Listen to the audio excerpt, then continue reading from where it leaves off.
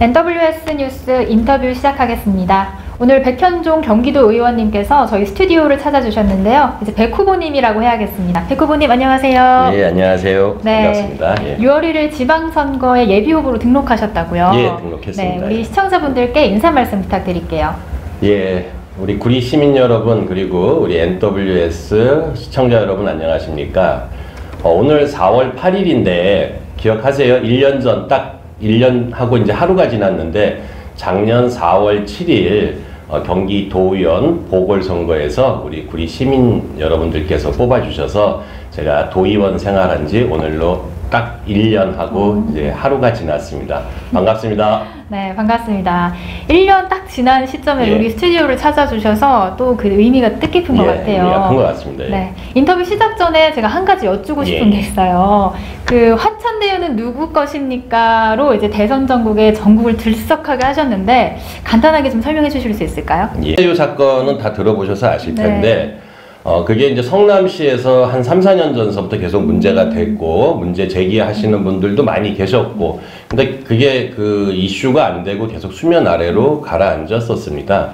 제가 이제 그 사건을 우연히 인터넷을 검색을 하다가 알게 됐고 그래서 조사를 좀 했고 전국 최초로 화천대유 누구 겁니까? 라는 피켓을 그 당시에 이재명 지사 앞에서 들면서 진실 규명 운동을 했는데 그 사진 한 컷이 이제 그 인터넷에 올라가면서 전국적으로 많이 회자가 됐던 그런 사건입니다. 예. 네, 어떻게 보면 누구나 이게 하기 쉽지 않은 일을 총대 메고 하셨다고 볼 수 있겠네요. 그 당시에 뭐 그러니까 쉽게 얘기해서 그거 하면은 다친다. 그거 하다가 다친 정치인 한둘이 아니다. 뭐 그런 얘기 들었었는데 근데 뭐 국민들께 경기도민들께 꼭 알려야 되는 상황이었기 때문에 과감하게 용기를 내서 화천대유 누구 겁니까? 라는 피켓을 들었었습니다. 네, 예. 국민들의 알 권리를 위해서 용기를 내주셨어요. 예. 자, 그럼 본격적으로 우리 인터뷰를 시작할게요. 먼저 구리시 현안에 대해서 좀 여쭙고 싶은데요. 예. 우리 백 후보님 슬로건이 강한 구리예요. 예. 좀 뜻이 어떤 뜻인지도 좀 궁금하거든요. 예, 요번 슬로건은 아주 간단하게 정했는데요. 강한 구리라는 게 뭐 힘센 구리 이런 거를 담고 있겠지만은 크게 이제 두 가지 내용을 갖고 있습니다. 첫 번째는 일자리에 강한 구리시 그리고 교통이 강한 구리시 이 두 가지인데 물론 뭐 구리시의 발전을 위해서는 문화라든가 교육 이런 부분들도 많이 필요하지만 일단 상징적으로 슬로건에 모든 걸 다 담을 수 없으니까 간략하게 두 가지만 좀 담았는데요. 일자리가 강한 구리시, 그 다음에 교통이 강한 구리시, 그걸 함축적으로 강한 구리시라고 얘기를 한 거고요. 그 다음에 이제 일자리가 강한 구리시라는 것은, 우리 구리 시민들이 아주 그 희망을 갖고 미래를 대비해서 추진하다가 그 폐기가 된 사업이 있는데 테크노밸리 부활을 의미하는 겁니다. 테크노밸리가 들어와야 일자리가 생기는 거고 그 다음에 교통이 강한 구리시라는 거는 일단은 교통 문제에 있어서 가장 획기적인 게 광역 급행철도 그 부분이 GTX인데 GTX B 노선과 GTX E 노선 특히 이제 GTX B 노선은 갈매역에 꼭 정차를 시켜야 된다 그런 의미를 다 함축적으로 담아서 강한 구리다 이렇게 제가 슬로건을 정했습니다. 네, 그럼 앞서 말씀하신 GTX-B 갈매역 정차 방안이랑 테크노밸리 사업 재추진 방안 등에 대해서는 구체적으로 어떤 내용들이 있을까요? 예, 우리가 이제 지역이 발전을 하려면은 일단은 특히 요즘에 20, 30대 MZ 세대들의 일자리가 있어야 되는 거잖아요. 근데 일자리하고 교통 문제는 띄워놓고 볼 수가 없는 문제인 거거든요. 그래서 오늘은 제가 뭐 제 얘기보다 근거 있는 자료를 가지고 하나 좀 말씀을 드리겠는데 제가 여기 좀 정리를 해온 게 하나가 있는데 그 경기도에서 광역 교통 체계 구축을 위한 연구 용역을 했었습니다. 그래서 최종 보고서가 작년 7월 달에 나왔는데 그 내용에 보면은 제가 이제 GTX와 테크노밸리를 계속 연계시켜서 얘기했던 이유가 뭐냐면은 이 부분은 제가 얘기한 것도 있지만 전문가들도 의견이 똑같은 거거든요. 그 경기도에서 발표했던 용역 보고서인데 연구 용역 보고서라는 거는 한 권 만들어내는데 뭐 5, 6천만 원, 많게는 한 2, 3억씩 들여서 최고의 그 브레인들이 모여서 그 용역 보고서를 만들어내는데 그 보고서에 보면은 이런 말이 적혀 있습니다. 2기 신도시를 건설하면서 일자리 분산 없는 주거지 분산 정책만을 추진하여 서울의 출퇴근 교통 문제가 해결이 안 되는 상황이다. 이 얘기가 뭐냐면은 서울이 있고 그 주변에 수도권이 여러 개가 있지 않습니까? 근데 주거지만 만들어 놓은 거죠, 지금. 쉽게 얘기해서 아파트만 져 놓은 거고, 교통 대책을 제대로 뭐 만들긴 했는데 일자리 문제까지 해결이 됐었어야 교통 문제가 해결되는 건데 결국엔 그걸 못했다라는 거고, 이걸 조금만 풀어서 말씀을 드리면은 안타깝게도 수도권에 사시는 대부분의 그 우리 젊은 층들 경제 활동 인구는 다 어디로 출근을 하죠? 그렇죠. 서울로 출근을 하죠.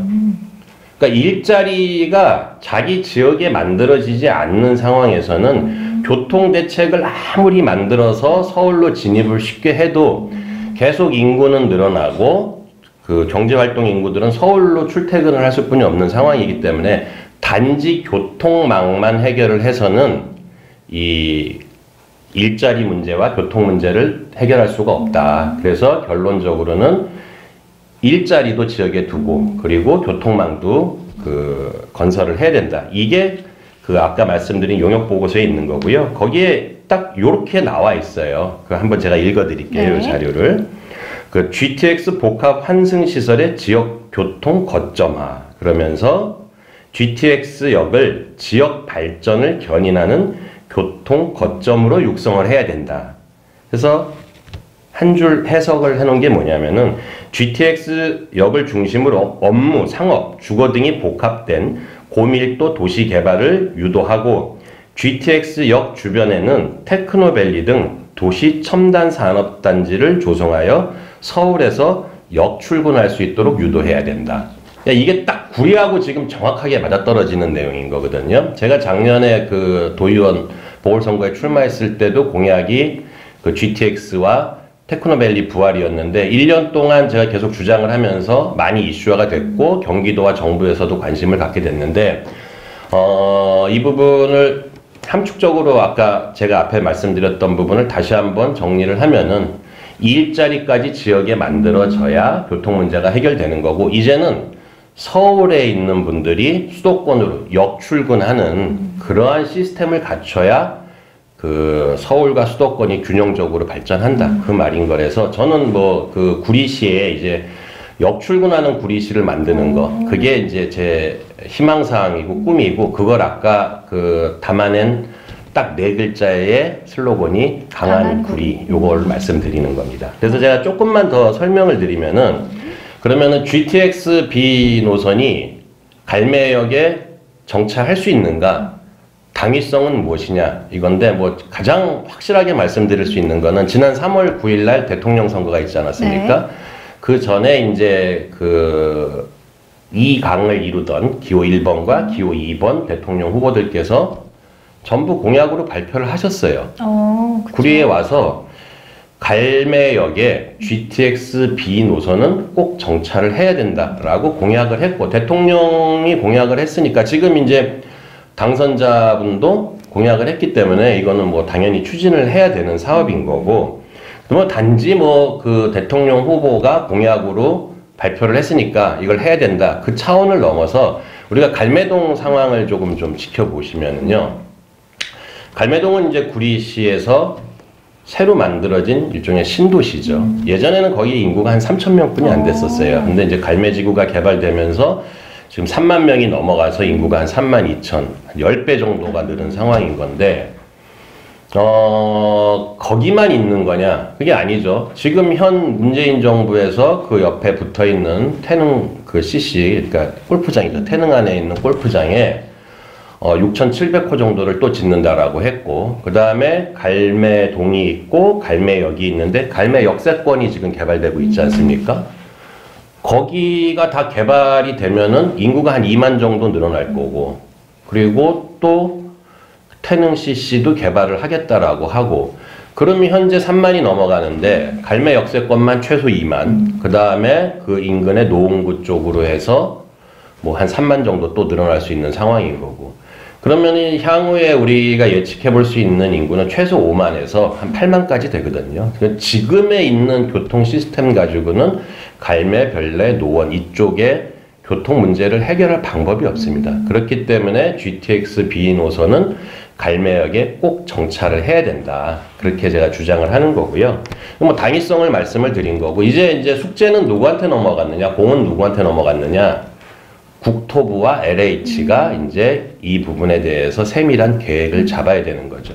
원래 이제 올해 상반기 중에 국토부에서 GTX B 노선의 기본 설계를 발표하기로 돼 있는데, 뭐 대선이 있고 그러다 보니까 조금 늦어졌습니다. 곧 발표를 할 텐데, 저는 분명히 이 자리에서 말씀드리는 게, 국토부가 그리고 LH가 그 GTX B 노선 기본 설계를 발표할 때 갈매역 정차는 꼭 GTX-B의 갈매역 정차는 분명하게 그 기본 계획에 들어가야 된다. 이 말씀을 좀 드리고요. 그 다음에 그 GTX라는 거는 구리시에 있어서만큼은 GTX와 테크노밸리를 띄워놓고 볼 수 없다라고 했잖아요.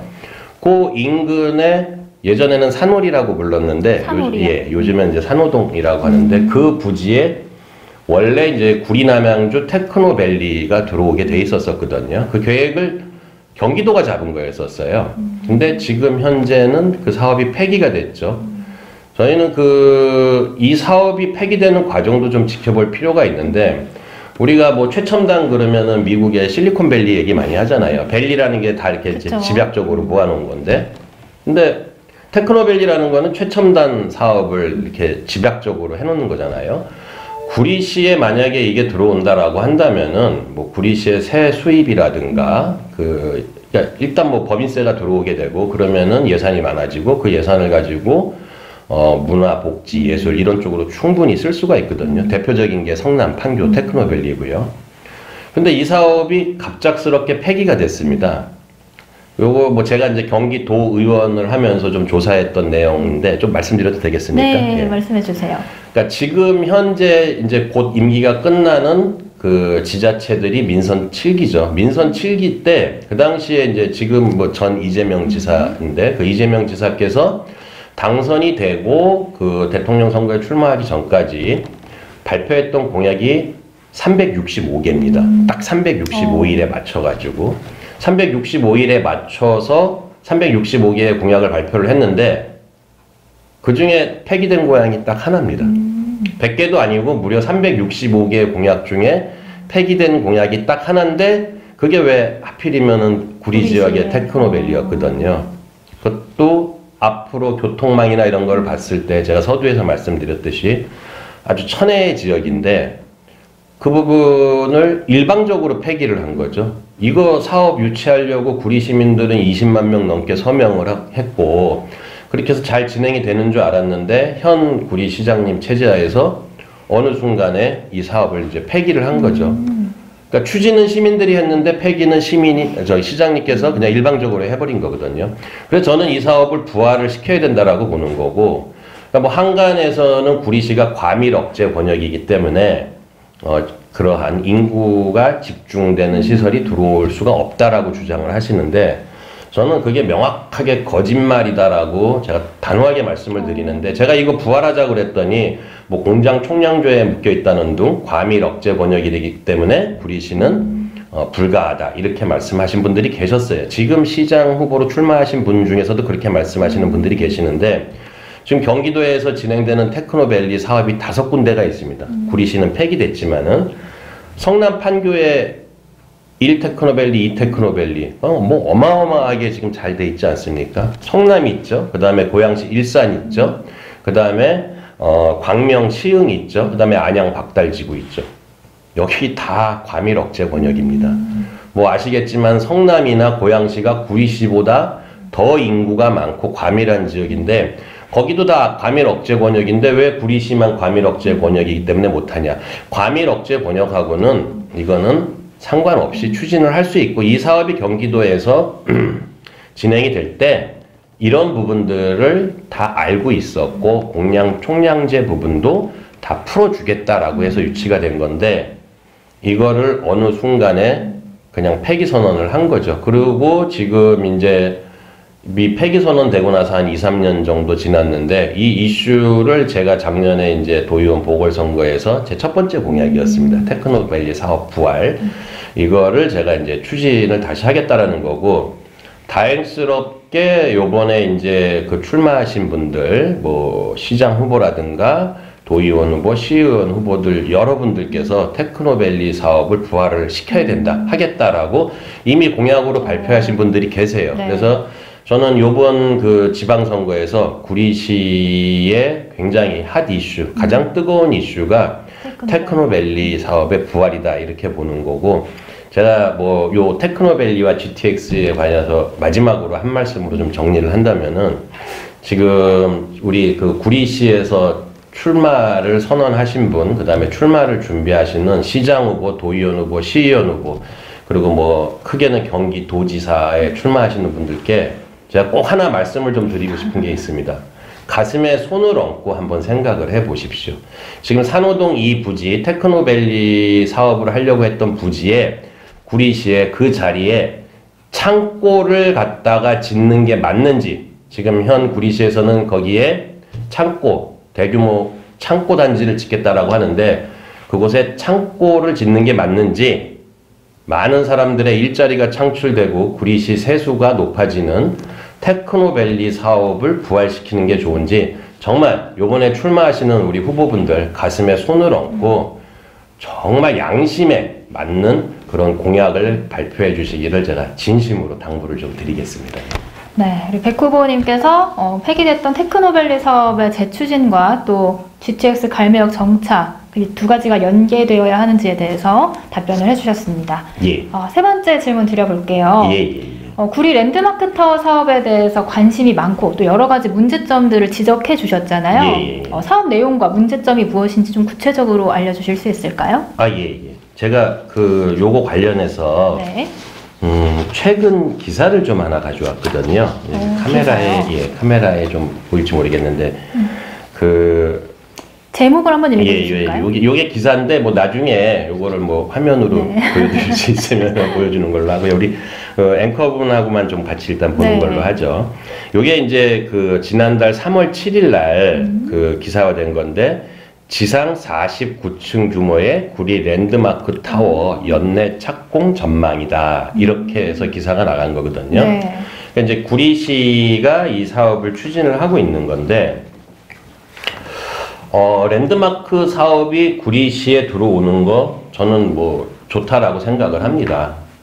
어쨌든 구리시에 여러 가지 시설이 들어와서 도시가 발전하고 도시 브랜드 가치가 올라가는 거에 대해서는 저는 뭐 적극 찬성을 하는데, 이거를 만들어가는 과정을 좀 지켜보자, 이런 거죠.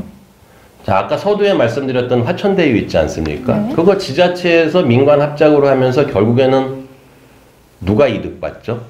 그냥 민간에 들어온 사람들, 그 회사 페이퍼 컴퍼니 만들었던 소위 투기꾼들이 뭐 100만 원 투자하고 1억 기본적으로 뭐 100배, 1000배씩 이렇게 수익을 남겨가서 사회적으로 문제가 된 거 아닙니까? 여러 명이 구속이 됐고, 이것도 이제 구리시 땅 한 3,000평 땅의 그 시유지인데, 구리시는 아마 이게 이제 경기도지사, 우리 구리 도시공사 소유의 땅이기 때문에 시유지가 아니다라고 이렇게 말씀을 하실지 모르겠는데, 그 구리 도시공사 땅이나 구리시 땅이나 그 구리 시민 재산이에요. 결국엔 시유지인 건데, 거기에 약 3,000평의 그 쌍둥이 빌딩을 짓는 거거든요. 그래서 요 사진을 그래서 제가 또 들고 나왔어요. 이렇게 보면 구리시에서 우리 이제 앵커분한테 먼저 보여드리고요. 똑같이 생긴 빌딩이 두 개가 있네요. 굉장히 큰 빌딩인데, 요게 이제 구리 랜드마크 타워입니다. 지하 4층에 그다음에 지상 49층, 연면적으로 따지면은 한 8만 제곱미터. 구리시에서 이제 가장 큰 그런 건물이 되는 거죠. 그래서 높이로 따져도 한 170m 정도 되고, 우리가 저 구리 소각장 혹시 들어오면서 보셨나 모르겠는데, 우리가 지방 갔다 오다가 구리시로 진입할 때 제일 먼저 보이는 게 구리 소각장에 있는 굴뚝, 그 구리 타워거든요. 그게 100m 정도뿐이 안 됩니다. 근데 요게 170m 정도 높이가 되는 거거든요. 말 그대로 이제 구리시의 상징적인 그 건물이 될 텐데, 이 과정을 좀 들여다볼 필요가 있습니다. 이 내용에 대해서 우리 앵커님도 잘 모르시죠? 처음 들었던 것 같아요. 저도 잘 모릅니다. 구리 랜드마크 사업이 있다라는 거는 알고 있는데, 제가 명색이 우리 시민들이 뽑아준 경기도의원인데, 이 자료에 대해서 정보공개 청구를 하면 다 거부가 됩니다. 구리시도 마찬가지고 경기도도 마찬가지인 거고. 제가 이걸 뭐 사적으로 이용하려고 정보공개 청구를 하는 게 아닌데, 그리고 굉장히 이것만 얘기를 하면은 방어박부터 먼저 이렇게 치더라고요. 그러면서 아까 나왔던 그 기사, 제가 이 기사를 말씀드렸잖아요. 그 구리 랜드마크 연내 착공 전망이다. 이거 올해 이제 연내 착공을 하겠다라고 구리시가 발표를 한 건데, 자, 이 시유지의 구리시의 재산, 시민의 재산을 가지고 사업을 할 때 막 할 수 있는 게 아닌 거거든요. 행정안전부의 심사를 받아야 됩니다. 그래서 요게 그 행정안전부의 지방재정중앙투자심사라는 심사위원회에서 통과가 됐다. 그래서 이제 사업을 할 거다라는 건데, 이거 뭐 해장국에서 뼈 빼고 선지 빼고 그런 것만 발표를 한 거거든요. 이 상황을 조금 제가 오늘 말씀을 드리고 싶은 게 뭐냐면은 조건부로 통과가 된 겁니다. 조건부로 통과가 된 거고, 이거 하라라고 그냥 통과시켜 준 게 아니라 조건, 소위 이제 옵션이 달린 거거든요. 자, 이 사업을 추진을 하려면 일단은 우리가 반만 승인을 해줄 테니 이 5가지 조건을 풀어와라 라고 숙제를 내준 거예요. 그런데 그런 내용은 구체적으로 하나도 안 하고 내용 싹 빼고 연내 착공 전망이다. 이렇게 얘기를 한 거죠. 선거 앞두고. 저는 이렇게 가면 안 된다라는 거고. 그래서 오늘 그 말씀을 좀 드리려고 해요.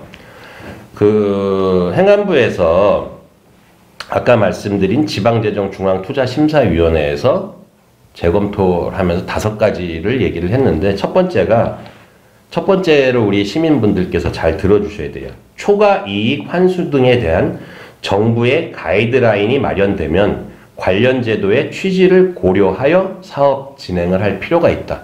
첫 번째가 이 조건이거든요. 네.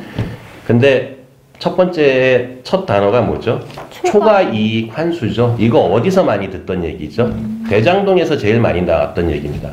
이득이 나왔을 때 초과 이익을 어떻게 할 것이냐. 대장동에서 어떻게 했어요? 민간 투자 자본들이 다 가져간 거 아닙니까? 그래서 이게 지금 그 당시에 대선을 앞두고 사회적으로 워낙 크게 이슈가 되니까 정부에서 이제 방침을 만든다라는 거잖아요. 민과 관이 합동으로 개발을 할 때에는 수익을 민간이 얼마 이상 가져가지 못하도록 제한을 하겠다. 그래야 앞으로 대장동 같은 사건이 또 터지지 않을 테니까. 그래서 정부도 많이 노력을 하고 있다라고 봐요. 현 정부에서. 그래서 초과이익 환수 등에 대한 정부의 가이드라인이 마련되면은 그 관련 제도의 취지를 고려해서 추진하라는 거거든요. 그럼 이제 정부의 관련 제도가 만들어지고 그 다음에 하나, 둘 차근차근 풀어나가야 되는 거죠. 첫 번째가 그게 있고, 그 다음에 두 번째, 판매 및 근린생활시설의 분양가는 토지비, 건설원가, 인근 시세 등을 감안하여 적정하게 산정될 수 있도록 관리 방안을 마련하라. 이거 비싸게 막 분양하지 말라라는 얘기죠. 인근 시세에 맞춰서 하라는 거고. 그럼 이게 무슨 얘기냐면은 소위 대선 때 그런 얘기 많이 했었잖아요. 대장동 사건을 누가 설계했느냐. 그래서 뭐 이모 후보가 했느냐 아니면 누가 했느냐. 이게 바로 설계를 얘기하는 거거든요. 수익 구조의 설계를 누가 얼마를 가져갈 것이냐. 그래서 제가 이게 투명해져야 된다라고 말씀을 드리는 게 시민 재산입니다. 그리고 구리시에 앞으로 최소한 제가 볼 때 몇십 년 사이에 이렇게 높은 건물이 지어지지는 못할 거다라고 보거든요. 그래서 말 그대로 구리시의 랜드마크잖아요. 이런 랜드마크 사업을 하는데 만에 하나 여기서 잘못된 일이 생겨서 8시 뉴스, 9시 뉴스에 메인을 타게 되면은 저는 구리 시민들이 정말 망신이다 이렇게 생각을 하거든요. 그래서 제가 이거 또 끊임없이 문제 제기를 하는 게 이 사업 하지 말자라는 게 아니에요. 하되 모든 걸 열어놓고 공개적으로 하자 이건 거죠. 자, 거기에 뭐 행정가 당연히 뭐 관계된 우리 공무원분들 들어오셔가지고 하면 되고, 그 다음에 건축 전문가가 있을 것이고, 그 다음에 여야 정치인들, 그 다음에 시민사회단체, 언론 검증할 수 있는 시스템을 만들어야죠. 만약에 성남 대장동에서 그런 시스템이 있었다라고 한다면은 절대 그런 일이 벌어지지 않죠. 그래서 우리가 소 잃고 외양간 고친다라고 하는데 소를 잃었으면 외양간을 고쳐야 되는 거 아닙니까? 그래서 저는 구리시에서만큼은 향후에 혹시 이런 문제들이 발생되면 안 되기 때문에 분명하게 이런 것들을 검증할 수 있는 뭐 명칭은 특이도 좋고 TF도 좋고 이걸 꼭 해서 이거 시민 재산입니다. 민간이 개발 합동으로 했다 그래서 이거 민간 자본 되는 거 아닌 거거든요. 이건 결국엔 나중에는 여기서 나온 수익은 시민들한테 다 돌려져야 된다라고 봅니다. 그래서 제가 늘 주장하는 게 뭐냐면은 민관 개발을 했건 뭐를 했건 간에 최종적인 수익은 구리 시민들한테 공평하게 돌아가야 된다. 예산을 통해서 돌아가든 아니면 사회복지시설을 통해서 돌아가든 그거를 특정인들이 그 수익을 가져갈 수 있는 구조는 저는 절대로 하면 안 된다. 그게 제 생각입니다. 그래서 제가 이제 랜드마크 사업에 대해서 계속 문제 제기를 했던 거고, 우리 구리 시민들, 그 다음에 우리 지역 정치인들이 관심을 좀 가져주십사. 계속 그래서 말씀을 드린 겁니다. 예. 네. 구리시의 랜드마크 타워가 들어오는 사업은 적극 추진하겠지만 그걸 또 감시하고 견제할 수 있는 그런 그렇죠. 기관들을 함께 마련하는 게 중요하겠다. 예, 맞습니다. 라고 요약할 수 있겠네요. 예, 예. 자, 이렇게 백 후보님이랑 구리시 현안에 대해서 세 가지 질문 드려봤는데요. 예. 다음으로는 경기도 현안에 대해서 질문을 좀 드려볼게요. 예. 지난달에 경기도의회 제358회 임시회 본회의장에서 예. 오병건 도지사 권한대행에게 1대1 도정 질의를 하셨어요. 예, 주로 맞습니다. 어떤 내용으로 좀 질의를 하셨을까요? 예.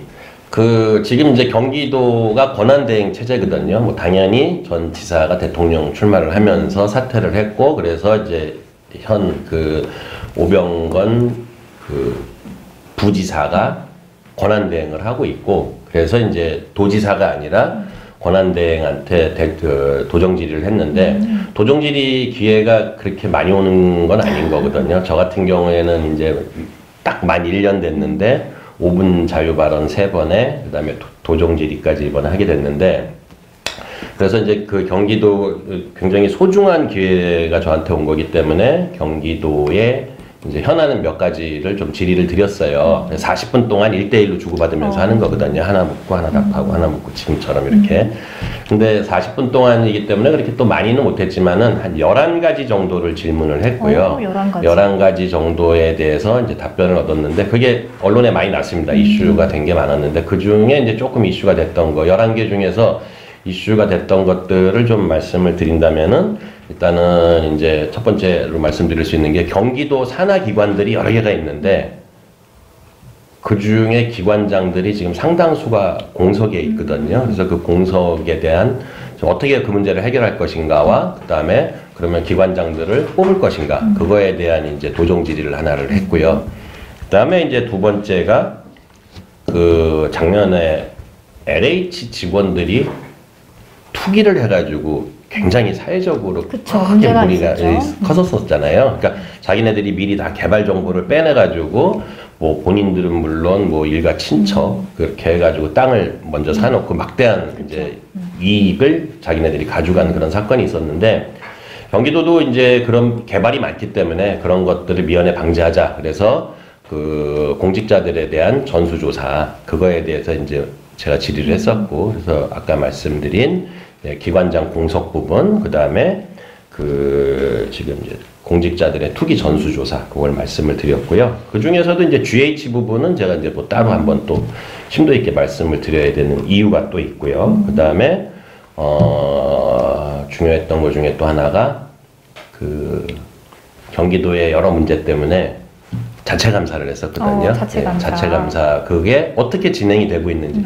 언론에는 감사를 한다라고 했는데, 그 부분에 대해서 어떻게 진행이 됐는지 우리 도민들이 궁금해 하니까 그거에 대해서 질의를 했고요. 그래서 경기도 관련해서는 한 8가지 정도 질문을 했고, 그 다음에 경기도 교육청. 교육청도 결국에는 우리 도민들이 내는 세금으로 운영이 되는 거니까, 그래서 이재정 교육감께 이제 경기도 도정에 경기 교육청의 교육 행정에 대해서 몇 가지 좀 질의를 했었습니다. 그래서 뭐 오늘 기회가 되면 시간이 주어지시면은 제가 요거 뭐 몇 가지 지금 말씀드린 중요한 거 제가 좀 말씀을 좀 드리면 좋을 것 같아요. 우리 시민들이 알면 좋을 것 같아서요. 네, 지금 질문 도정 질의를 되게 많이 해주셨는데 들어보니까 궁금한 내용들이 좀 있으실 것 같아요. 우리 시청자분들께서. 그러면 하나씩 좀 여쭤볼게요. 그러면 아까 말씀하셨던 도정 질의 중에 경기도 산하기관의 기관장 공석이 많다고 하셨잖아요. 근데 구체적으로 지금 어떤 상황인지 이제 앞으로 어떻게 해나가야 되는 건지 좀 설명을 좀 부탁드려도 될까요? 예. 그러니까 경기도 그러면은 올해 예산이 33조입니다. 그 아마 웬만한 지구촌에 있는 웬만한 개발도상국 1년 예산 정도가 될 텐데 경기도 예산이 굉장히 많거든요. 그러니까 경기도 예산이 많은 만큼 산하 기관이 굉장히 많습니다. 근데 그 중에서 그 공공기관으로 이렇게 분류할 수 있는 산하 기관이 27개가 있어요. 경기도 산하에. 거기는 뭐 경기주택도시공사라든가 경기관광공사, 경기관광공사도 굉장히 많이 들어보셨을 거예요. 그 다음에 뭐 평택항만공사도 있고 경기교통공사, 경기연구원 등등 해가지고 여러 개가 있는데 그 27개 중에서 3분의 1인 9개가 공석입니다. 3분의 1이면 굉장히 많은 네. 수치네요. 근데 그게 뭐 임기가 끝나서 공석이 되고 그런 경우는 거의 없고요. 대선 전후로 다 사퇴를 하신 거예요. 그래서 자, 경기도의 그 막강한 권한을 가진 그러한 기라성 같은 그런 공공기관의 기관장들이 대선 전후로 다 사표를 쓰셨어요. 그거에 대한 이유는 뭐 언론에서 그 당시에도 많이 비판이 있었기 때문에 그 이유는 제가 말씀을 안 드릴게요. 저는 행정적인 부분만 오늘 말씀을 드릴게요. 이 부분에 대해서는 정치적인 부분 말고 행정적인 부분. 자, 27개 중에서 3분의 1인 9개가 공석이면은 예를 들어가지고 대한민국의 장관이 3분의 1이 공석이다 그러면 나라가 제대로 굴러가겠나요? 안 굴러가죠. 그렇죠. 근데 그렇게 됐어요. 최근 몇 개월 사이에. 그러면 이 부분에 대해서 첫 번째로 제일 중요한 거는 경기도지사 권한대행이 이 공공기관들이 업무를 제대로 하고 있는지, 업무를 뭐 감시라는 그런 취지가 아니라 업무를 정상적으로 하고 있는지, 기관장이 없으니까 그 부분을 해야 되는 것이고, 근데 또 한편으로는 아름아름 인사를 추진을 하고 있다라는 말이 있고 임명을 한다라는 거죠. 자, 6월 1일 이제 지방선거 아닙니까? 6월 1일 지방선거가 끝나면은 7월 1일 날 제8기 이제 민선 지자체가 들어섭니다. 그거는 뭐 경기도뿐만이 아니라 구리시 전국에 있는 지자체의 시장, 도지사, 군수가 전부 7월 1일 날 임기가 시작되는데 2달 조금 더 남은 거죠. 2달 정도 더 남은, 뭐 길게 잡아도 3개월인데 지금 임명하는 건 적절치 않다라는 거죠. 그게 소위 이제 알박기 인사가 될 수 있는 거 아닙니까? 지금 뭐 중앙정부에서도 그런 얘기 많이 나왔잖아요. 지금 당선자, 윤석열 대통령 당선자가 제20대 그 대통령직 인수위원회가 지금 꾸려져서 활동을 하고 있는데 한편에서는 현 정부에서 주요 직책에 대해서 임명을 해서 여야 간의 갈등도 많았고 국민 간의 갈등도 만들어내고 그래서 알박기 인사 얘기가 나오지 않았습니까? 그럼 경기도에서 지금 할 일은 이제 한 2개월, 3개월 정도 남았으니까 그 산하기관들이 똑바로 일을 하고 있는지를 잘 챙겨보면 될 것이고 임명은 차기 집행부에서 하는 게 맞다. 이거를 제가 이제 질문을 했던 거거든요. 뭐 답변은 그렇게 해서 긍정적으로 받았습니다. 저는 뭐 당연히 그렇게 돼야 된다라고 생각을 합니다. 대선 앞두고 몇 달 앞두고 사퇴를 했는데 이제 지방정부의 임기 2-3달 남았는데 또 자기네 권한을 가지고 또 임명을 한다. 그 국민들이, 도민들이 용납하겠습니까? 그래서 그런 부분에 있어서 지금 아마 이것도 제가 처음 거론을 한 거거든요. 정확하게 몇 개가 공석이었는가. 대부분 모르고 계셨었어요. 그래서 제가 지난달에 이거 그 임시회 때 이거 거론하면서 기자분들도 그런 말씀 많이 하시더라고요. 3분의 1씩이나 되는 줄 몰랐었다고.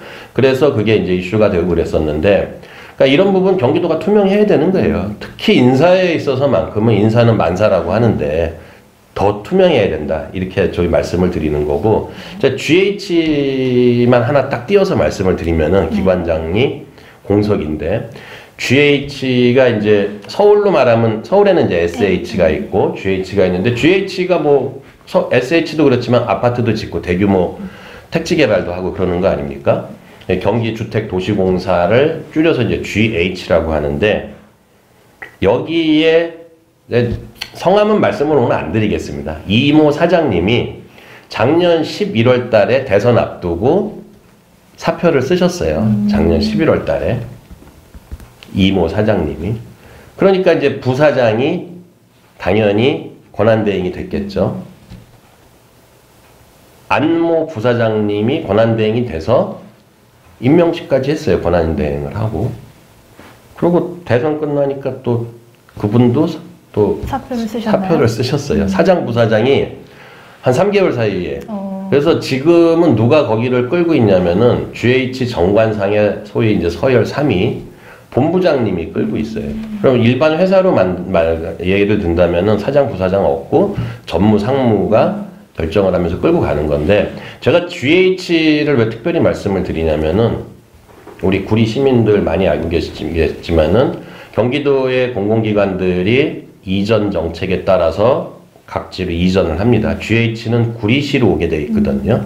그래서 이제 구리시로 GH가 이전을 하는데, GH만큼은 우리 구리 시민들 그리고 구리에 있는 정치인분들, 지방 정치인들이 정말 돋보기와 현미경으로 들여다봐야 된다. 우리 지역에 들어올 그런 기관이니까. 그래서 제가 이제 GH를 특별히 많이 말씀을 드렸어요. 그 이유는 뭐 또 있고. 네, 우리 구리시에 또 이전 예정이라고 하니까 예, 많은 예. 분들이 좀 집중해서 보셔야 될 것 같아요.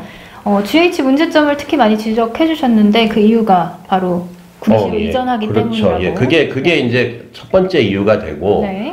그러니까 구리 시민들 입장에서는 GH를 당연히 관심을 가져야 되는데, 저는 아까 이제 부동산 문제를 좀 많이 말씀을 드렸잖아요. 이거 아까 LH도 네. 말씀을 드렸고, 그 GH 문제에 대해서 제가 특별히 좀 말씀을 드릴게요. 시간을 주신다면은. 네.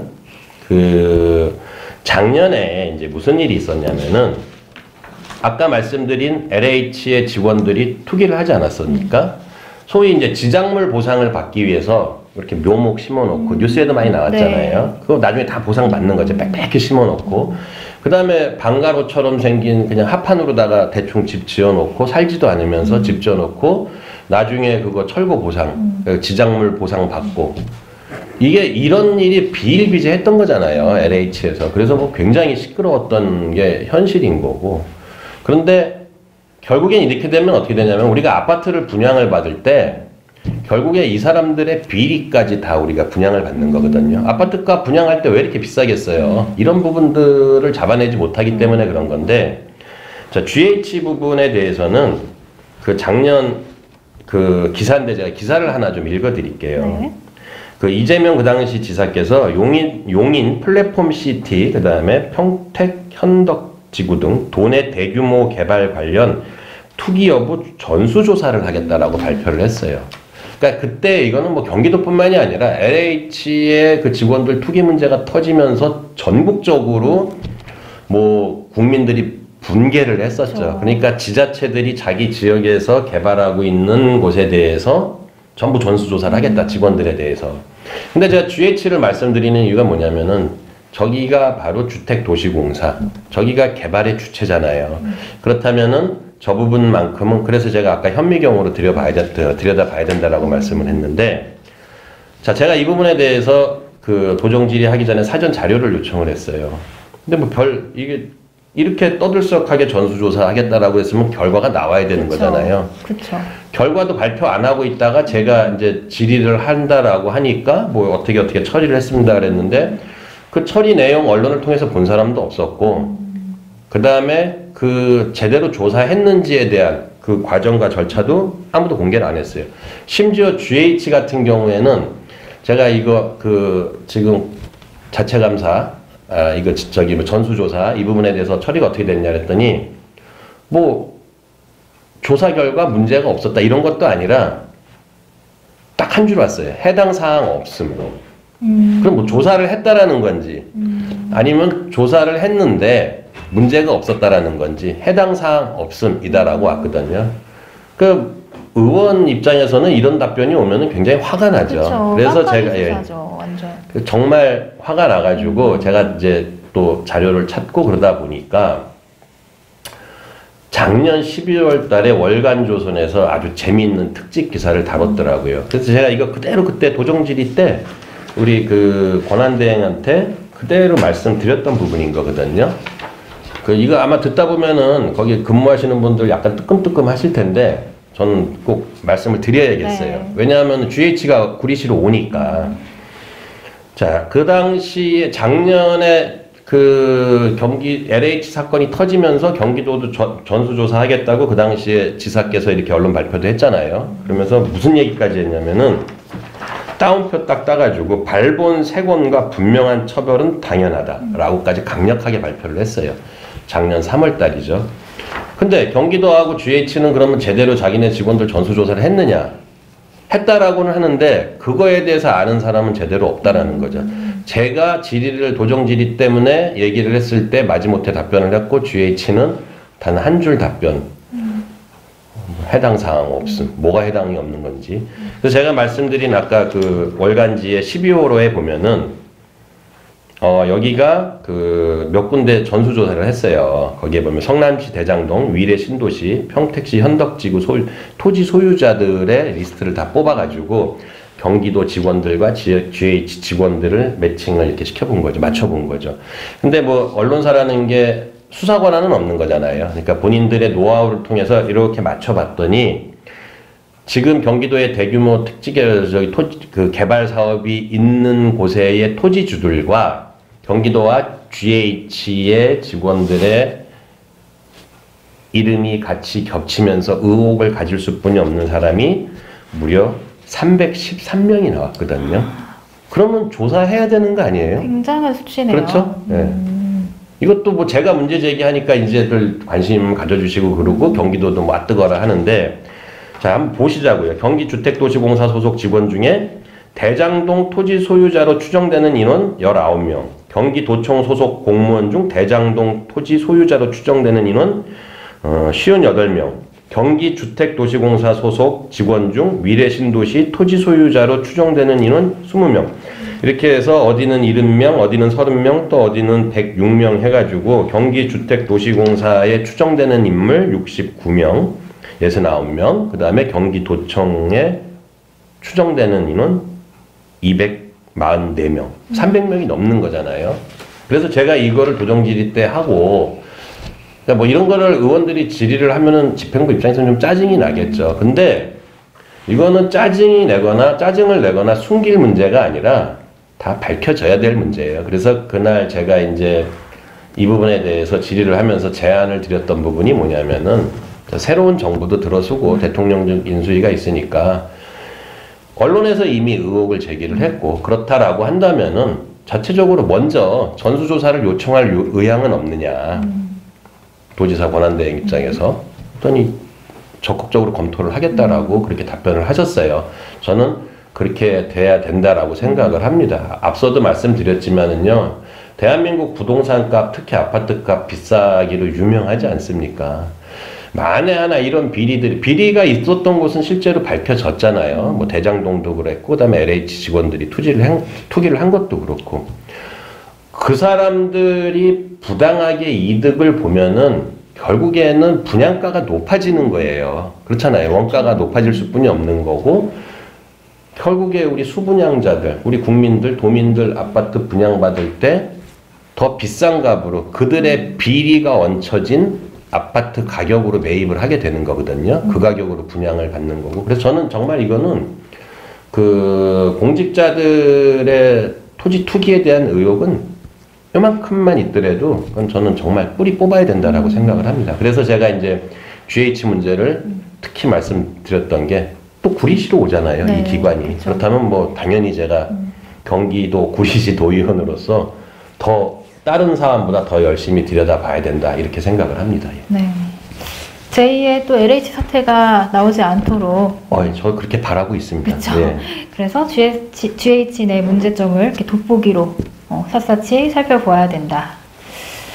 자, 말씀 들어보니까 경기도 내부에 많은 문제점들이 있는 것 같아요. 그럼 도정 질의 내용들 중에서 경기도의 자체 감사 질의도 있었는데 자체 감사는 좀 잘 진행이 되고 있나요? 예, 그날 제가 질의한 것 중에 그 감사를 요게 이제 가장 그 뭐 특화시켜서 본다라면은 뭐 제가 오늘 대선 얘기를 자꾸 해서 죄송한데 네. 그 당시에 이제 이재명 지사의 배우자인 김혜경 씨의 갑질 의전, 그다음에 법인카드 소고기, 뭐 초밥. 그래서 법인카드로 그 개인적인 사적인 것들을 썼다. 그것도 과도하게. 그래서 굉장히 그 이슈가 많이 됐었잖아요. 굉장히 시끄러웠죠. 그래서 경기도가 뜨거라 하면서 자체 감사를 하겠다라고 했어요. 또 한간에서는 야 경기도가 경기도 문제를 조사할 수 있겠냐 셀프 감사다라고 했는데 우리가 조사를 하겠다라고 했어요.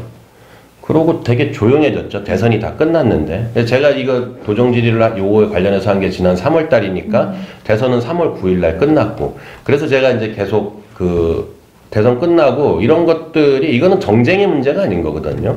뭐 감사를 한다 그랬으면 감사 결과가 나와야 되는 거고 거기에 따른 조치가 있어야 되는 건데 감사 개시가 됐는데 감사 개시가 됐는지 뭐 어떻게 조사가 됐는지 결과는 나왔는지 대선 끝나면 또 묻혀져 버리는 거죠. 그래서 제가 이제 질의를 했던 거고 질의했을 때 이제 답변 내용은 뭐였냐면은 뭐 감사에 관한 거는 구체적으로 밝힐 수는 없다.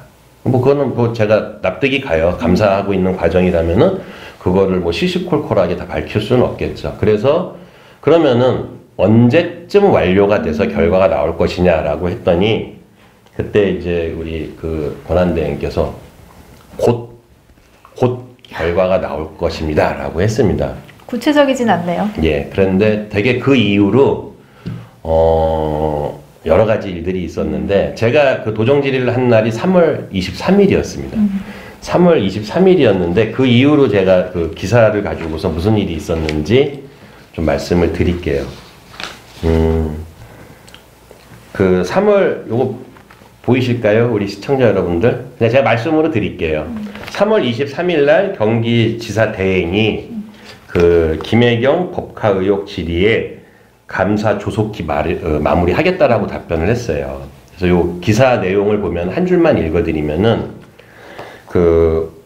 오 권한대행은 이날 경기도의 임시회 본회의에 출석해 백현종 도의원의 도정 질문에 김씨 법인카드 유용에 관련한 언론의 의혹 제기로 사실관계에 대한 감사를 진행 중이라며 조속히 마무리해야겠다라고 답변을 했다라는 거죠. 23일인데 제가 질의하고 나서 이틀이 지난 다음에 3월 25일 날 무슨 일이 있었냐면은 이것도 잘 보이실지 모르겠는데 여기에 보시면 우리 앵커분들께 확인시켜 드릴게요. 네. 김혜경 법카 의혹 감사 경기도 핵심 관계자 경찰 고발. 자, 3월 23일 날 제가 질의를 했고 진행 사항에 대해서는 구체적인 답변 못하겠다. 그러나 조속히 마무리하겠다라고 답변을 했는데 딱 이틀 후에 경기도에서 자체적으로 그 조사 내용을 근거로 경찰에 고발을 했어요. 이게 뭘 상징하는 거냐면은요. 누구도 문제 제기를 안 하면 그냥 묻혀지는 거고 누군가 문제 제기를 하면은 할 수뿐이 없다라는 거죠. 그게 기사에 나오고 23일 날 질의를 했더니 25일 날 고발을 했고 그리고 이번 달이죠. 5일 날 무슨 일이 있었냐면은 이 기사 보시면은 여기 이제 수사관들이 경기도 압수수색하는 건데 여기 4월 5일자 기사입니다. 4월 5일자 기사에 보면은 김혜경 법인카드 유용 의혹 수사 속도 내고 압수수색했다. 그랬는데 정치인들은 또 뭐 하고 있냐면은 현재 여당분들은 노골적인 정치 보복이다라고 얘기를 하고 있고 야당 쪽은 국민 의혹 해소 차원이다라고 하는데 전 누구 편 들고 싶은 생각 없습니다. 저도 뭐 국민의힘 소속 도의원이고 지금 현재 야당 소속이지만은 야당 편을 들겠다 이게 아니라 자 보십시오. 그러한 그 법인카드 유용 의혹이 있었고 갑질 의전 얘기가 있었습니다. 대선 전에 정치적으로 공방이 뜨거웠죠. 그래서 뭐 서로 고소고발을 하고 경기도는 감사도 한다 그랬어요. 그 이후로 어떻게 됐는지 조용히 했죠. 도정 질의를 했습니다. 도정 질의했더니 경기도가 자체 고발을 했어요. 그리고 압수수색까지 들어갔어요. 수사 결과는 뭐 지켜봐야 되는 거지만은 어쨌든 다시 또 굉장히 빠르게 진행이 되고 있잖아요. 그럼 이게 과연 무슨 보복 행위일까? 저는 아니다라고 보는 거고요. 국민 의혹 해소 쪽이 맞다라는 생각이 드는 거예요. 국민들 궁금해하니까 이걸 가지고 뭐 누굴 다 처벌해야 된다 이런 게 아니라 물론 죄 있으면 처벌을 해야 되죠. 그러나 분명한 거는 사건이 있었으면은 조사를 해야 되고 조사하면서 과정이 어땠는지 국민들한테 알려줘야 되는 거고 그 결과도 알려줘야 된다라는 거죠. 그래서 제가 이제 자체 감사 부분에 대해서 말씀을 드렸고 이건 굉장히 언론에 많이 이제 보도가 됐는데 하여튼 뭐 제 입장에서는 도정 질의라는 40분의 짧은 시간 동안에 11가지를 질의를 하면서 그 중에 이제 몇 가지는 사회적으로 다시 관심이 집중됐고 그다음에 뭐 이런 건 같은 경우에는 뭐 수사가 신속하게 또 진행되고 있고 그래서 나름대로는 의미 있었던 도정질이었다 이렇게 생각을 합니다. 네, 우리 백 후보님께서 질의 안 하셨으면 수사가 더뎠을 것 같아요. 아니, 뭐 그거는 아니겠지만은 어쨌든 네. 뭐 오비 일학이든 뭐든 간에 국민들이 관심 갖는 계기는 만들었다. 그렇게는 말씀드릴 수 있을 것 같아요. 네. 자, 인터뷰가 이제 한창 무르익어 가는데요. 자, 이제 마지막 질문이 될 것 같습니다. 우리 도정 질의하는 과정에서 이재정 경기도 교육감에 대한 질의도 하셨잖아요. 예, 예. 주로 어떤 내용을 하셨을까요? 자, 일단은 질의 내용 조금 이따 말씀드리고 교육감이라는 부분에 대해서 제가 좀 말씀을 드릴게요. 우리가 지방선거 이제 6월 1일 날 치른다라는 거 다 알고 있지 않습니까? 도지사 뽑고, 뭐 시장 군수 뽑고, 뭐 시의원 뽑고 이런 건 다 알고 계시는데, 그날 선거가 하나 더 있죠. 투표 하나 더 해야 되는 게 바로 교육감 선거지 않습니까? 17개 시도의 교육감을 뽑는데, 경기도는 인구가 1390만이에요. 서울이 지금 한 980만인데 1000만이 안 되거든요. 그러니까 경기도가 거의 한 500만 명 정도가 더 많습니다. 엄청나게 큰 도시 아닙니까? 거기에 인구 1400만 도시에 교육 정책을 총괄하시는 분이 교육감, 경기 교육감이세요. 소위 우리가 이제 그 교육감을 놓고 교육 대통령이다라고까지 얘기를 하니까 절대 권한을 갖고 있는데, 교육감 부분에 대해서 이제 앞으로 우리 그 시청자 여러분들, 우리 유권자들께서 투표를 하셔야 됩니다. 6월 1일 날. 그래서 저는 좀 면밀하게 좀 잘 검토를 하시고 정책이나 공약을 잘 봐야 된다라는 건데, 그래서 좀 이제 교육감 선거 많이 관심 가져야 된다 그 말씀을 드리면서 교육감 이제 질의했던 거를 여쭤보셨으니까 그냥 하나만 말씀을 드릴게요. 작은 학교라는 부분이 있습니다. 작은 학교에 대한 지원. 그러니까 학생 수가 60명 이하일 때 작은 학교라고 규정을 해서 이렇게 가는데, 한국 사회에 굉장히 빠르게 도심지화되고 그러다 보니까 작은 학교 같은 경우에는 왜 우리 지방에 가면은 조그만 학교 폐교해서 막 문제되고 그러잖아요. 졸업생들하고 막 학부형들 반대하고 그러는데, 작은 학교에 대한 지원을 하는 시각에 관한 문제인 거거든요. 저는 작은 학교도 큰 학교와 똑같이 공평하게 지원을 해야 된다라는 입장을 갖고 있는 거고, 그 현 교육감께서는 그렇지 않은 생각을 갖고 계신 것 같더라고요. 그래서 이제 구체적인 사안을 하나 그날 가지고 이제 좀 논쟁을 했었었는데, 왜 미세먼지 많아지고 그러면서 실내 체육관을, 학교 체육관을 지어준다. 전 학교에, 경기도에. 그런 얘기가 있지 않았습니까? 예산이 굉장히 많이 들어가는데, 되게 쉽게 배제한 게 작은 학교는 일단 다 빼버린 거예요. 큰 학교 중심으로 다 이렇게 한 건데, 그래서 그 부분에 대한 이제 그 진행 사항 같은 거를 제가 질의를 하고 작은 학교에 대한 지원, 그거를 좀 어떻게 보면 좀 따져 물었죠. 그랬는데 전체적인 입장들이 뭐냐면은 작은 학교는 큰 학교와 통합을 시켜야 된다 이런 마인드들을 갖고 계시더라고요. 상당수의 분들이, 그리고 교육의 일선에서 일하는 분들이. 그러면 작은 학교는 없애도 되는 거냐. 우리가 사회적으로 약자들, 뭐, 그렇잖아요. 예, 그렇죠. 장애인, 그 다음에 여성, 그 다음에 또한 뭐 소수, 이런 부분에 대해서 굉장히 배려를 많이 하고 있잖아요. 근데 왜 교육 부분에 있어서만큼은 작은 학교는 모르겠어요. 그분들은 가성비가 안 나온다라고 생각을 하는지 모르겠는데, 저는 이런 부분들에 대해서 적극적으로 투자를 해야 된다. 투자가 아니라 뭐 예산 집행인 거죠. 그걸 해야 된다라는 얘기를 한 건데, 구체적으로 이 부분을 좀 짚고 넘어가고 싶은 건데, 경기도 교육청에 조례가 있습니다. 이제 조례를 가지고서 운영을 하는 거잖아요. 그 조례에 보면은 작은 학교란 제2조, 그러니까 초중등교육법 제2조의 학교 중 학생 수 60명 이하의 공립학교를 말한다. 60명 이하면은 경기도에서는 작은 학교다라고 해요. 근데 작은 학교가 지금 말씀드렸듯이 소외될 수가 있기 때문에 이렇게 조례를 정해서 어떻게 못 받고 있냐면은, 작은 학교 학생들의 교육의 기회 균등과 학습권을 보장하고 적정 규모 학교로 육성될 수 있도록 지원 방안을 수립하여 적극 시행하여야 한다.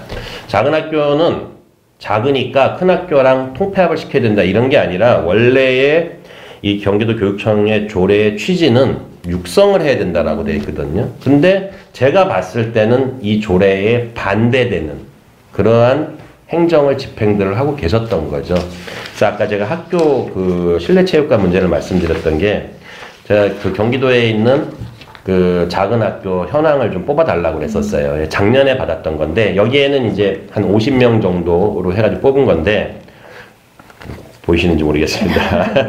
앵커분께만 제가 좀 보여드릴게요. 체육관 미보유 학교 중 소규모 학교의 현황, 그래서 50명 이하 이렇게 쭉 있는데 제가 이거 관심을 갖게 된 이유가 구리시에 이런 초등학교가 딱 하나 있습니다. 저쪽 갈매동 쪽에.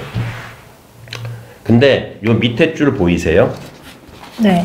학생 수 50명 이하 및 학생 수 변동 추이가 증가가 아닌 경우 체육관 협력 사업 검토 제외. 자, 그러니까 이게 뭐냐면은 50명 이하 학교 중에서 이게 막 이렇게 증가하는 추세가 아니면은 학교에 지원해주는, 공평하게 지원해주겠다고 한 학교 실내체육관 협력사업, 즉 예산 지원 사업에서 제외다라고 자기네들이 문서를 이렇게 만들어 놓고 있었거든요. 그런데 이런 그 학교들이 증가할 일이 뭐가 있겠어요, 요즘에? 그렇죠. 아니, 예산을 집행을 해줘야 뭔가 시설이 좋아져야 우리 엄마 아빠들이 학교에 그 학교를 보낼 텐데 작으니까 집행은 자꾸 안 하고 큰 도심지 중심, 번화가 중심, 아파트 주변 중심만 투자를, 죄송합니다. 투자가 아니라 예산을 집행을 하면은 눈이 자꾸 그쪽으로 가겠죠. 우리 학부모님들. 이렇게 해놓고서는 작은 학교는 비전이 없다라고 없애버린다?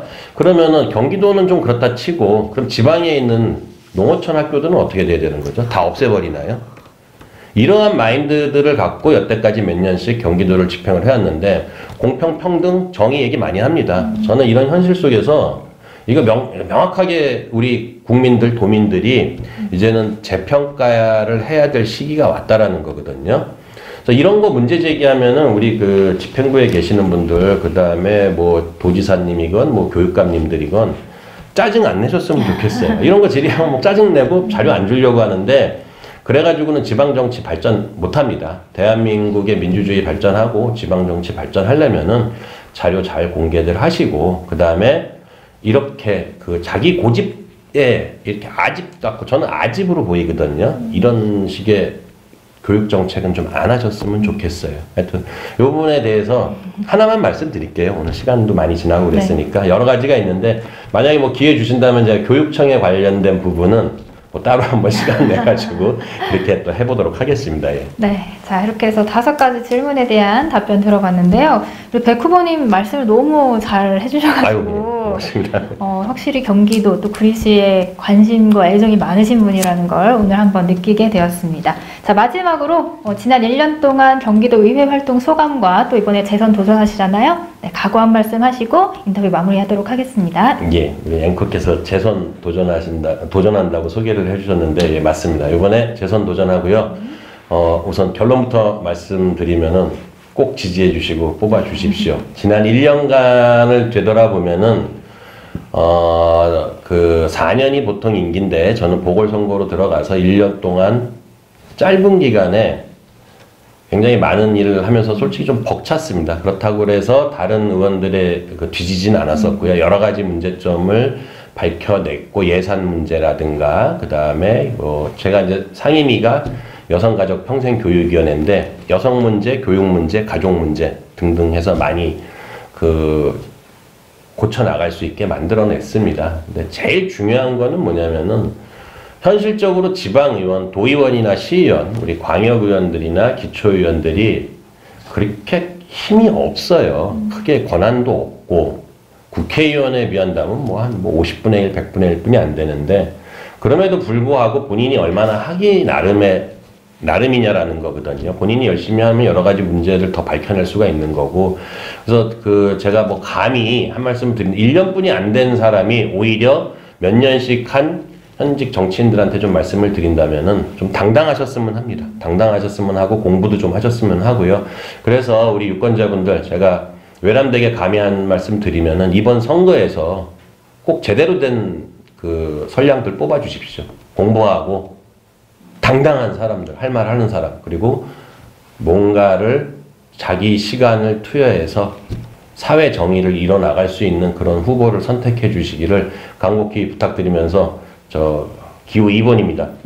국민의힘 경기도의원 백현종 많이 지지해 주시고 성원해 주시기를 부탁드립니다. 예.